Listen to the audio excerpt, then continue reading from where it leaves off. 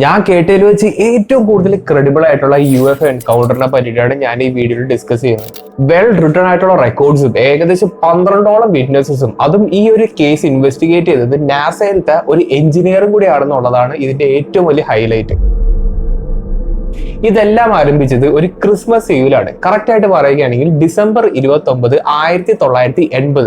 ഈ സംഭവം നേരിട്ട് വിറ്റ്നസ് ചെയ്തത് 3 പേരാണ്. അതായത് 57 വയസ്സുള്ള വിക്കി ലാൻഡ്രമും അദ്ദേഹത്തിന്റെ ഫ്രണ്ടുമായിട്ടുള്ള ബെറ്റി, പിന്നെ വിക്കി ലാൻഡ്രത്തിന്റെ ഗ്രാൻഡ് സണുമായിട്ടുള്ള കോൾബിയും. ഏകദേശം രാത്രി 9 മണിയൊക്കെ ആയപ്പോൾ ഇവർ മൂന്നാളും ഒരു റെസ്റ്റോറന്റിൽ കയറി ഭക്ഷണമൊക്കെ കഴിച്ചിട്ട് അവരുടെ വീട്ടിലേക്ക് മടങ്ങിക്കൊണ്ടിരിക്കുകയായിരുന്നു. ടെക്സസിലുള്ള ഹഫ്മാൻ എന്ന് പറഞ്ഞ സ്ഥലത്തുള്ള റോഡുകളിലൂടെയാണ് ഇവർ യാത്ര ചെയ്തത്. അതായത് ഹ്യൂസ്റ്റൺ എന്ന് പറഞ്ഞ സ്ഥലത്ത് നിന്ന് ഏകദേശം ഒരു 40 കിലോമീറ്ററോളം വ്യത്യാസം ഉണ്ടാവും ഈ ഒരു സ്ഥലത്തേക്ക്. ഇവർ യാത്ര ചെയ്തത് വളരെ കാടൊക്കെ നിറഞ്ഞ ഒരു നാരമായിട്ടുള്ള റോഡിൽ കൂടെയായിരുന്നു. ഇവിടെ കാർ ഓടിച്ചിരുന്നത് ബെറ്റിയാണ്. കോ പാസഞ്ചർ സീറ്റിലാണെങ്കിൽ വിക്കി ഇരിപ്പുണ്ടായിരുന്നു. ഇവരുടെ രണ്ടുപേരുടെ നടുക്ക് ആ ചെറിയൊരു കൊച്ചിരിപ്പുണ്ടായിരുന്നു. അങ്ങനെ ഭക്ഷണമൊക്കെ കഴിഞ്ഞ് വളരെ പീസ്ഫുൾ ആയിട്ടുള്ള ഒരു ഡ്രൈവ് നടത്തിക്കൊണ്ടിരിക്കുന്നതിന്റെ ഇടയിലാണ് വിക്കി എന്തോ ഒരു ലൈറ്റ് ആകാശത്ത് ഇങ്ങനെ പ്രത്യക്ഷപ്പെടുന്നത് ശ്രദ്ധിച്ചു. അതായത് റെഡ് കളറിലോ ഒരു യെല്ലോയിഷ് കളറിലോ ലൈറ്റ് ഹൊറൈസണിൽ ഇങ്ങനെ പൊങ്ങി വരുന്നതായിട്ട് ശ്രദ്ധിച്ചു. ഇത് കണ്ടപ്പോൾ വിക്കിക്ക് എന്തോ ഒരു സംശയം തോന്നിയെങ്കിലും തൊട്ടടുത്ത് ഹ്യൂസ്റ്റൺ എയർപോർട്ട് ഉള്ളത് കൊണ്ട് തന്നെ അവിടെ ഒരുപാട് ഫ്ലൈറ്റുകൾ പറന്നു പൊങ്ങുന്നതിന്റെ ലൈറ്റ് ആയിരിക്കും വിക്കി ആദ്യം വിചാരിച്ചത് അങ്ങനെ തള്ളിക്കളഞ്ഞു. അതിനെ പിന്നെ മൈൻഡ് ചെയ്തില്ല. അങ്ങനെ കുറച്ചു നേരം കൂടി അവർ വണ്ടി ഇങ്ങനെ ട്വിസ്റ്റഡ് ആയിട്ടുള്ള റോഡിൽ കൂടെ ഒക്കെ പോയിക്കൊണ്ടിരുന്നപ്പോഴും വിക്കി പിന്നെയും ഈ ലൈറ്റ് ശ്രദ്ധിച്ചു. അതായത് ഇപ്പൊ ഒരു ഫ്ലൈറ്റ് ആണെന്ന് വിചാരിച്ചു. ആ ലൈറ്റ് എന്തായാലും അവിടെ നിന്ന് ഇങ്ങനെ അനങ്ങി മാറണ്ടേ, അല്ലെങ്കിൽ അവരുടെ വിഷൻ ഇത് കംപ്ലീറ്റ് ആയിട്ട് ഇല്ലാണ്ടാവണ്ടേ. പക്ഷേ ഈ ലൈറ്റ് അവിടെ തന്നെ നിൽക്കുന്നു, അനങ്ങുന്നില്ല. ഇത് കണ്ടപ്പോൾ വിക്കിക്ക് ചെറിയൊരു ക്യൂരിയോസിറ്റി തോന്നിയെങ്കിലും വലിയ കാര്യമായിട്ടൊന്നും എടുത്തില്ല. ഒരു സ്റ്റാറോ അല്ലെങ്കിൽ വേറെ എന്തെങ്കിലും ഒരു സംഭവം എന്ന് വിചാരിച്ച് പുള്ളിക്കാരൻ നൈസായിട്ടൊന്ന് തള്ളിക്കളഞ്ഞു. അങ്ങനെ ഇവർ പൊക്കൊണ്ടിരിക്കുമ്പോഴാണ് ഇവരുടെ വണ്ടിക്കകത്തുള്ള ടെമ്പറേച്ചർ കൂടി വരുന്നതായിട്ട് ശ്രദ്ധിച്ചത്. അതായത് വണ്ടിക്കകത്തുള്ള ഹീറ്ററിന്റെ മാക്സിമം ടെമ്പറേച്ചറിനെക്കാളും കൂടുതൽ ടെമ്പറേച്ചർ ഇവർക്ക് അനുഭവപ്പെട്ടു. ഇതിനു മുമ്പ് ഇതേപോലത്തെ ഒരു സിറ്റുവേഷൻ സംഭവിക്കാത്തത് കൊണ്ട് തന്നെ അവർ ചെറുതായിട്ട് പാനിക്കായി. അതുമാത്രമല്ല, ഇവർ യാത്ര ചെയ്തത് ഇതേപോലെ ഒരു കാട് പിടിച്ച ഒരു ഏരിയയിലും കൂടിയായിരുന്നു. അങ്ങനെ ഈ സിറ്റുവേഷനിലൂടെ അവർ കുറച്ചു നേരം ഡ്രൈവ് ചെയ്ത് പോയപ്പോഴാണ് ഈ റെഡ് കളർ, ആകാശത്ത് നിൽക്കുന്ന ആ ഒരു റെഡ് കളർ പെട്ടെന്ന് അവിടുന്ന് പറന്നു വന്ന് അവരുടെ ആ ഒരു കാറിന്റെ മുമ്പിൽ വന്ന് നിൽക്കുന്ന ഒരു സിറ്റുവേഷൻ ഉണ്ടായത്. വളരെയധികം റാൻഡം ആയിട്ടുള്ളതും ഒട്ടും തന്നെ പ്രതീക്ഷിക്കാത്ത ഒരു സംഭവം ആയതുകൊണ്ട് തന്നെ വിക്കി പാനിക് ആവുകയും പെട്ടെന്ന് വണ്ടി നിർത്താനും പറഞ്ഞു. വിക്കി ഇത്ര നേരം ആകാശത്ത് ഒബ്സർവ് ചെയ്ത ആ ഒരു റെഡ് കളർ സംഭവം അവരുടെ വണ്ടിക്ക് മുന്നിൽ ഒരു 100 അടി മുമ്പിൽ ഇങ്ങനെ നിൽക്കുന്ന ഒരു അവസ്ഥയാണ് ശരിക്കും അവരുടെ മുമ്പിൽ ഉണ്ടായത്. വണ്ടി നിർത്തുന്നതിന്റെ ആ ഒരു വെപ്രാളം കാര്യങ്ങളൊക്കെ മാറിയപ്പോൾ വിക്കിക്ക് ചെറിയ കാര്യങ്ങളൊക്കെ മനസ്സിലായി തുടങ്ങി. അതായത് ഇന്നേ വരെ വിക്കി കാണാത്ത എന്തോ തരത്തിലുള്ള ഒരു ക്രാഫ്റ്റോ എന്തൊരു സ്പേസ്ഷിപ്പ് പോലത്തെ സംഭവമാണ് ശരിക്കും വിക്കി അന്ന് നേരിട്ട് കണ്ടത്. അതും അവരുടെ വണ്ടിയുടെ 100 ഫീറ്റ് മാത്രം മാറിയിട്ടാണ് ഈ ഒരു സംഭവം നിൽക്കുന്നത്. ഈ 3 പേരുടെയും ടെസ്റ്റിമോണി ഇതൊരു കാറിന്റെ അത്രയും വലുപ്പമുള്ള ഒരു ഹെക്സഗൺ, ഒരു റോംബസിന്റെ ഷേപ്പുള്ള ഒരു ക്രാഫ്റ്റ് ആയിട്ടാണ് ഇവർ പറയുന്നത്. അത് മാത്രമല്ല, ഈ ഒരു ഒബ്ജക്റ്റിന്റെ സർഫസിൽ നിന്ന് എന്തോ തരത്തിലുള്ള സംഭവം കത്തിയെരിയുന്ന ഒരു കൽക്കരിയായ കത്തില്ലേ, അതേപോലത്തെ ഒരു അവസ്ഥയായിരുന്നു എന്നും ഈ ഒബ്ജക്റ്റ് ഒരു തരത്തിലുള്ള ഒരു റോറിങ് സൗണ്ട്, അതായത് ഇങ്ങനെ ഒരു വണ്ടി ഇങ്ങനെ നമ്മളിങ്ങനെ റൈസ് ചെയ്ത് ഇങ്ങനെ വിടില്ലേ, അതേപോലത്തെ ഒരു മസിൽ കാറൊക്കെ ഇങ്ങനെ റൈസ് ചെയ്ത് വിടുന്ന തരത്തിലുള്ള ഒരു സൗണ്ട് ഉണ്ടായിരുന്നു എന്നും ഈ സൗണ്ട് പൾസേറ്റിംഗ് ആയിട്ടുള്ള ഒരു സൗണ്ട് ആയതുകൊണ്ട് തന്നെ ഓരോ പൾസിലും ഇതേപോലെ ഒരു തീ പോലത്തെ സംഭവമൊക്കെ ഈ ഒരു സംഭവത്തിന്റെ അടിയിൽ കൂടി ഇങ്ങനെ പോകുന്നതായിട്ടും ഇവരുടെ 3 പേരുടെ ടെസ്റ്റിമോണിന്ന് വളരെ ക്ലിയർ ആയിട്ട് പറയുന്നുണ്ട്. അപ്പോൾ വിക്കിക്കും ബെറ്റിക്കും ഒരു കാര്യം മനസ്സിലായി. അവരുടെ വണ്ടിക്കകത്തുള്ള അബ്നോർമൽ ആയിട്ടുള്ള ടെമ്പറേച്ചർ റൈസ് ഉണ്ടാവാൻ കാരണം ഈ പറയുന്ന ഒരു ക്രാഫ്റ്റ് കാരണമായിരുന്നു. അങ്ങനെ എന്ത് ചെയ്യണം എന്നറിയാണ്ട് ഈ 3 ആളും കാറിനകത്ത് അതിനെ നോക്കി ഇങ്ങനെ ഇരിപ്പായി. അതുമാത്രമല്ല, ഈ ചെറിയ കൊച്ചു വളരെ പേടിച്ചിട്ടൊക്കെയാണ് ഇവിടെ ഇരിക്കുന്നത്. വിക്കി ബെറ്റി അടുത്ത് പറയുന്നുണ്ട് എങ്ങനെയാണ് നമുക്ക് ഇവിടുന്ന് പോവാന്നൊക്കെ. പക്ഷെ ഇതൊരു ചെറിയ റോഡാണെന്നുള്ള കാര്യം ആലോചിക്കാം. ഈ റോഡിന്റെ ഒത്ത നടുക്കാണ് ഈ ഒരു സംഭവം വന്നിങ്ങനെ നിൽക്കുന്നത്. അപ്പോൾ ഇതിന്റെ അടുത്തൂടെ പോവുകയാണെങ്കിൽ ഇതിന്റെ ചൂടും കാര്യങ്ങളൊക്കെ കാരണം ഈ വണ്ടിക്ക് അല്ലെങ്കിൽ അവർക്ക് എന്തെങ്കിലുമൊക്കെ പറ്റുമെന്നുള്ള ഒരു സംശയം അവർക്ക് ഉണ്ടായിരുന്നു. അതുകൊണ്ട് ശരിക്കും പറഞ്ഞാൽ ഇവിടെ അവിടെ സ്റ്റക്കായി പോയ ഒരു സിറ്റുവേഷൻ ആണ്. അതായത് ഇവർക്ക് അവിടെ നിന്ന് പോകണം എന്നുണ്ടെങ്കിൽ ഈ സംഭവം അവിടെ നിന്ന് മാറണം. അങ്ങനെ പാനിക്കും ആൻസൈറ്റിയും കൺഫ്യൂഷനൊക്കെ ആയിട്ട് കുറെ സമയം അവരുടെ കാറിനകത്ത് ഇങ്ങനെ ഇരുന്നു. കുറച്ചു നേരം കഴിഞ്ഞെങ്കിലും ഈ സംഭവം ഒന്നും അനങ്ങുന്നില്ല, അത് അവിടെ തന്നെ നിൽക്കുകയാണ്. അപ്പൊ വിക്കി ബെറ്റി ഇവിടെ തീരുമാനിച്ചു, എന്തായാലും ഇത്ര നേരമായില്ലേ, ഇത് എന്താണ് സംഭവം എന്ന് അറിയാൻ വേണ്ടി നമുക്കൊന്ന് പുറത്തു പോയി അടുത്ത് പോയി നോക്കാന്നൊക്കെ അവർ രണ്ടുപേരും സംസാരിച്ച് തീരുമാനിച്ചു. അങ്ങനെ രണ്ടുപേരും കാറിന്റെ പുറത്തിറങ്ങി ഇതിന്റെ അടുത്ത് പോയി നിന്നു. ഇപ്പൊ അടുത്ത് പോയി നിന്നു എന്ന് പറയുമ്പോൾ ഇതിന്റെ തൊട്ടടുത്ത് പോയി നിന്നു എന്നല്ല, കാറിന്റെ അകത്ത് ഇരിക്കുന്നതിനും മേലെ കുറച്ചുകൂടി അടുത്തേക്ക് പോയി നിന്നു എന്നാണ് ഞാൻ ഉദ്ദേശിച്ചത്. ഇവർക്ക് രണ്ടുപേർക്കും ഇവിടെ എന്താണ് സംഭവിക്കുന്നത് യാതൊരു ഐഡിയയും കിട്ടുന്നില്ല. അങ്ങനെ വിക്കി കുറച്ചേരം ഇങ്ങനെ പുറത്തു പോയി അതിനൊക്കെ നോക്കി നിൽക്കുമ്പോഴാണ് കാറിന്റെ അകത്ത് ഈ കൊച്ചു കിടന്ന് കരയുന്ന ഒരു ഒച്ച കേട്ടത്.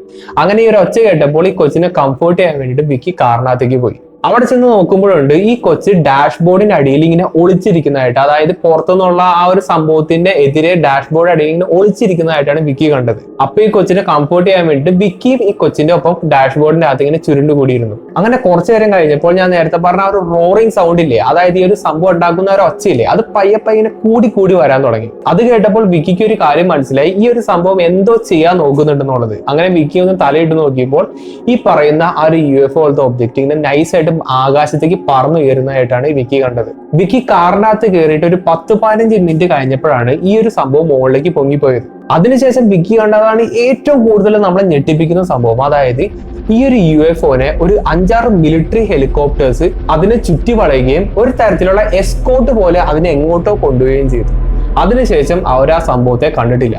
ഇവർ ഈ കണ്ട ഒബ്ജക്റ്റ് റോഡിന്റെ തൊട്ട് മുകളിലാണെങ്കിൽ ഹോർ ചെയ്യുന്നതായിട്ട് പറയുന്നത്. അത് മാത്രമല്ല, ഇവരുടെ ഡിസ്ക്രിപ്ഷൻ അനുസരിച്ച് ഈ സംഭവത്തിന്റെ അടിയിൽ കൂടെ എന്തോ തീ പോലത്തെ സംഭവമൊക്കെ ഇങ്ങനെ പോകുന്നുണ്ട്. അപ്പോൾ ഇതിന്റെ റിസൾട്ട് ആയിട്ട് അവിടെ ആ റോഡ് നൈസായിട്ട് ഇങ്ങനെ മെൽറ്റായി, അതായത് ഒരു റൗണ്ട് ഒരു ഷേപ്പില് റോഡ് ഇങ്ങനെ മെൽറ്റായി നിൽക്കുന്ന ഒരു അവസ്ഥയും കൂടി അവിടെ വന്നിട്ടുണ്ട്. അതായത് ടാർ മെൽറ്റ് ചെയ്ത ഒരു സിറ്റുവേഷൻ അവിടെ വന്നിട്ടുണ്ട്. അങ്ങനെ ഈ സംഭവങ്ങളൊക്കെ കഴിഞ്ഞു. ഇത്ര നേരം അവരാ കണ്ട ആ ഒരു സംഭവം ഇപ്പൊ അവിടെ ഇല്ല.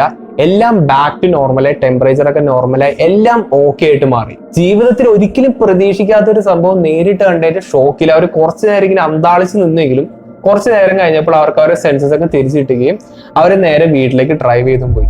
ഏകദേശം ഒരു 40-45 മിനിറ്റോളം ഡ്രൈവ് ഉണ്ടായിരുന്നു അവരുടെ വീട്ടിലേക്ക്. അങ്ങനെ വിക്കിനെ മോനെ ബെറ്റി വീട്ടിലാക്കിയിട്ട് ബെറ്റിയുടെ വീട്ടിലേക്ക് പോയി. വീട്ടിലെത്തിയ ഉടനെ ചെറിയ കൊച്ചിന് ചെറിയ രീതിയിലുള്ള വയറുവേദനയോ വോമിറ്റിങ്ങിന്റെ ടെൻഡൻസി ഒക്കെ വരുന്നതായിട്ട് പറഞ്ഞു. അതുപോലെ തന്നെ വിക്കിക്കും ഇതേപോലുള്ള സിമിലർ ആയിട്ടുള്ള സിംറ്റംസ് ഒക്കെ കണ്ടു തുടങ്ങി. അതിനുശേഷം രണ്ടുപേരും നല്ല രീതിയിൽ വോമിറ്റും ചെയ്തു. ഈ ഒരു അവസ്ഥയും കൂടി കണ്ടപ്പോൾ വിക്കിയുടെ മനസ്സിൽ ഇങ്ങനെ പറയുന്നുണ്ട്, അതായത് നേരത്തെ അവർ കണ്ട ആ ഒരു ഒബ്ജക്റ്റിന്റെ എന്തൊരു സൈഡ് എഫക്റ്റ് ആയിരിക്കും ഇവർക്ക് പെട്ടെന്ന് വയറുവേദനയൊക്കെ വന്നതെന്നുള്ളത്. പക്ഷെ അവർ നേരത്തെ ഒരു റെസ്റ്റോറന്റിൽ നിന്ന് ഫുഡ് കഴിച്ചതിന്റെ ആയിരിക്കും എന്ന് ഓർത്തുകൊണ്ട് വിക്കി ഇങ്ങനെ സമാധാനിച്ചു. അതായത് അൺനാച്ചുറൽ ആയിട്ടുള്ള ഒരു സംഭവം ഇവിടെ സംഭവിച്ചിട്ടില്ല, അവർക്കൊന്നും സംഭവിച്ചിട്ടില്ല എന്നുള്ള രീതിയിൽ വിക്കി സമാധാനിച്ചു. ആ രാത്രി അവർക്ക് ഉറങ്ങാനായിട്ട് വളരെയധികം ബുദ്ധിമുട്ടുണ്ടായി. കാരണം ശരീരത്തിന് വല്ലാത്ത ക്ഷീണവും വല്ലാത്ത വേദനയൊക്കെ ആയിട്ട് അവർ എങ്ങനെയൊക്കെയോ ഉറങ്ങിപ്പോയി. അങ്ങനെ വിക്കി രാവിലെ എണീറ്റ് ബാത്റൂമിൽ പോയി നോക്കിയപ്പോൾ വിക്കി ശരിക്കും ഞെട്ടിപ്പോയി. അതായത് വിക്കിയുടെ ശരീരം മുഴുവൻ ഒരു ഫ്ലാഷ് ചെയ്യുന്ന തരത്തിലുള്ള റെഡ് കളറൊക്കെ ആയിരുന്നു. ഒരുപാട് ബ്ലിസ്റ്റേഴ്സും പൊള്ളിയ പാടൊക്കെ ആയിരുന്നു വിക്കിയുടെ ശരീരം മുഴുവനും ഉണ്ടായിരുന്നത്. അതായത് ഒരു തരത്തിൽ സ്കിൻ ശരീരത്തിൽ ഇങ്ങനെ പീല് ചെയ്യുന്ന പോലത്തെ ഒരു സിറ്റുവേഷൻ ആയിരുന്നു ശരിക്കും അവർ അനുഭവിച്ചത്.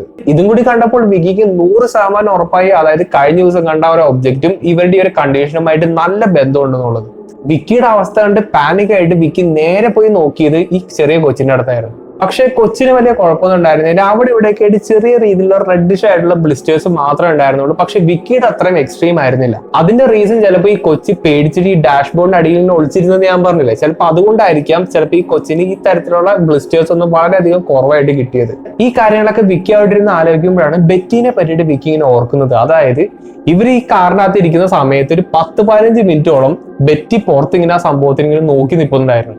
വിക്കിക്ക് ശരിക്കും തീരെ വയ്യ, ശരീരം മുഴുവൻ വേദനയൊക്കെ ആയിട്ട് വല്ലാത്തൊരു അവസ്ഥയിലായിരുന്നു. എന്നിട്ട് പോലും ആ ഒരു പാനിക് സിറ്റുവേഷനിൽ നേരെ വിക്കി ബെറ്റിനെ വിളിച്ചു. പക്ഷെ ബെറ്റി അവിടെ ഫോണൊന്നും എടുത്തില്ല.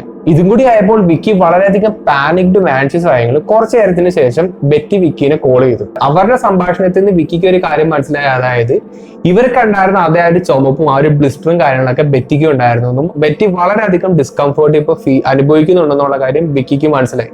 എങ്ങനെയെങ്കിലും ബെറ്റിനെ പോയി കാണണമെന്നായിരുന്നു വിക്കിയുടെ ആഗ്രഹം. പക്ഷെ വിക്കിയുടെ ആരോഗ്യം അതിനെ അനുവദിച്ചില്ല. ഡോക്ടറെ കാണിക്കാനാണെങ്കിലും വിക്കിയുടെ കയ്യിൽ പൈസയില്ല. പിന്നെ വിക്കി തീരുമാനിച്ചു 1-2 ദിവസം ഞാൻ ഇവിടെ നിന്ന് റെസ്റ്റ് ചെയ്തിട്ട് ഹെൽത്ത് ഒക്കെ റീഗെയിൻ ചെയ്തിട്ട് നമുക്ക് ബെറ്റിനെ പോയി നോക്കാന്ന് വിചാരിച്ചു. അത് മാത്രമല്ല ബെറ്റി ഇങ്ങനെ പറയുന്നുണ്ട് പുള്ളിക്കാരത്തേക്ക് വലിയ കുഴപ്പമൊന്നുമില്ല എന്നുള്ളൂ. പക്ഷെ ബെറ്റിയുടെ വേറൊരു ക്യാരക്ടർ എന്താ വെച്ചാൽ എന്തെങ്കിലും ഒരു സംഭവം ഉണ്ടെങ്കിൽ ബെറ്റി അത് മാക്സിമം അഡ്ജസ്റ്റ് ചെയ്യുന്ന ഒരു ടൈപ്പാണ്. അതായത് ഇപ്പോൾ എന്റെ കയ്യിനെ മുറിഞ്ഞു എന്ന് വെച്ചോ, എനിക്ക് നല്ല വേദന എടുക്കണമെന്ന് വെച്ചോ, ഞാനത് എന്റെ പപ്പേൻ്റെ അടുത്ത് മമ്മിയുടെ അടുത്ത് ഇങ്ങനെ പറയില്ല, ഭയങ്കര വേദന ഉണ്ടെന്നൊന്നും പറയില്ല, കുഴപ്പമൊന്നുമില്ല എന്നുള്ള രീതിയിലായിരിക്കും ഞാൻ പറയുന്നത്. അതേ ക്യാരക്ടർ തന്നെയാണ് ശരിക്കും ബെറ്റിക്ക് ഉണ്ടായിരുന്നത്. അങ്ങനെ 5 ദിവസം മുന്നോട്ട് പോവുകയും വിക്കിക്ക് എങ്ങനെയെങ്കിലും ബെറ്റിനെ കാണണം എന്നുള്ള ആ ഒരു തിങ്കിങ്ങിലായിരുന്നു ഉള്ളത്. അങ്ങനെ വിക്കി എങ്ങനെയോ ബെറ്റിയുടെ വീട്ടിലേക്ക് എത്തിപ്പെട്ടു. അതിനുശേഷം ഡോർ ഒന്ന് മുട്ടി. ഡോർ എത്ര മുട്ടിയിട്ടും ബെറ്റിയുടെ യാതൊരു ഒച്ച അനക്കോ വിക്കിക്ക് കിട്ടിയില്ല. ഇതൊക്കെ കേട്ടപ്പോൾ വിക്കിക്ക് വളരെയധികം ആൻസൈറ്റി ഇങ്ങനെ കൂടി വന്നു തുടങ്ങി. അങ്ങനെ വിക്കി എങ്ങനെയൊക്കെയോ ഡോറൊക്കെ തുറന്ന് ബെറ്റിയുടെ റൂമിൽ എത്തിയിട്ട് ബെറ്റിയുടെ ഡോർ ഒന്ന് മുട്ടി നോക്കി. എന്നിട്ട് യാതൊരു റെസ്പോൺസും കിട്ടിയില്ല. അല്ലെങ്കിൽ തന്നെ വിക്കി വല്ലാണ്ട് പാനിക്ഡ് ആയി നിൽക്കുന്ന ഒരു സിറ്റുവേഷൻ ആണ്. അതിനിടയ്ക്ക് ഇങ്ങനത്തെ ഒരു സംഭവം കൂടി കണ്ടപ്പോൾ വിക്കി ഒന്നും നോക്കിയില്ല, ആ ഡോർ അങ്ങോട്ട് തുറന്നു. ഡോർ തുറന്നപ്പോൾ വിക്കി ആദ്യം കാണുന്നത് ബെറ്റി അവിടെ ഇങ്ങനെ മലർന്ന് കിടക്കുന്നതായിട്ടാണ്.